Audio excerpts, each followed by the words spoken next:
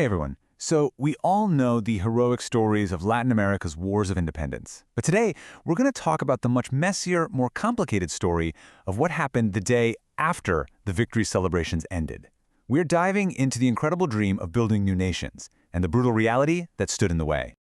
You know, winning freedom is this huge, monumental achievement. But it turns out that was just the beginning. The real battle, the one that was slow and frustrating and honestly often heartbreaking, was figuring out how to piece together a working government completely from scratch. Let's get into why that was so incredibly difficult. It all started with this amazing, almost intoxicating dream, right? A dream of creating brand new nations built on the most modern, the most revolutionary ideas of the time. But right out of the gate, society basically fractured into two main political camps. On one side, you had the liberals. They were looking at the revolutions in the US and France and getting totally inspired. They were pushing for these radical new ideas like written constitutions, democracy, and inalienable rights for everyone. And on the other side, you had the conservatives.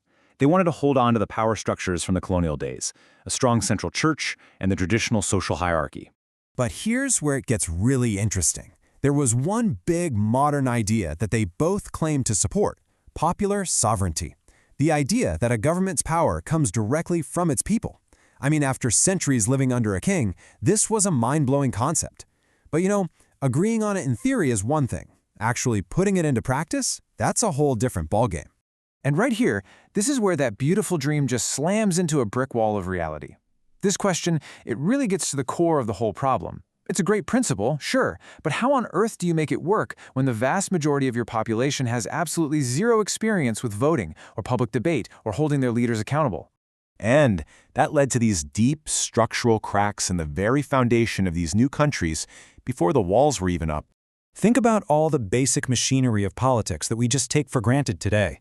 Well, it was all missing. There were no real political parties to organize people, no tradition of public campaigns to get ideas out there, no independent newspapers to spread information, no real places for public debate. The liberals had this amazing blueprint for a modern nation, but they had none of the tools to actually build it. And this really explains why. For 300 years, the entire system was designed to be top-down. Your job wasn't to participate, it was to obey. So to suddenly be told, hey, you're in charge of the government now, well, it was like being handed the keys to a jumbo jet without ever having a flying lesson. So, as if all this political chaos wasn't enough, it was happening at the same time as a full-blown economic disaster.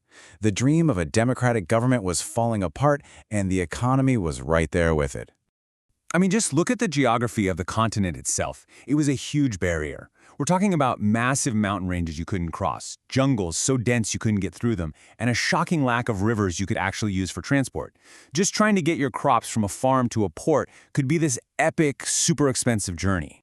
And on top of that, the global economy was changing, and it was a crushing blow. See, colonial trade was pretty simple. You'd ship out small, really valuable stuff like silver. But the new industrial world wanted huge amounts of bulky goods. Things like coffee, sugar, and minerals. To even compete, these new nations needed massive investments in roads, railways, and modern ports. And that was infrastructure they just didn't have and couldn't possibly afford to build. They were basically locked out of the new global economy from day one.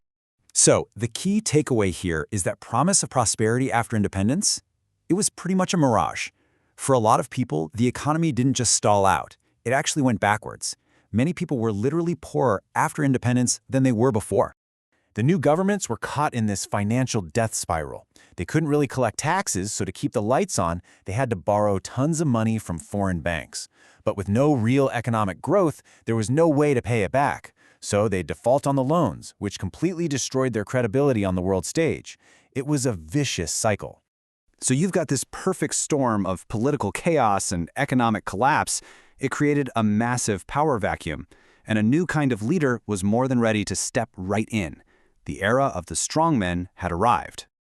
Honestly, the liberal governments, with all their amazing ideas for a modern state, they never really stood a chance. They were broke, they didn't have a lot of popular support, and their plans to create a new society based on laws, not just tradition, well, that was seen as a direct threat by the two most powerful groups around, the big landowners and the military. It was an impossible situation. And this timeline just perfectly illustrates the chaos that followed.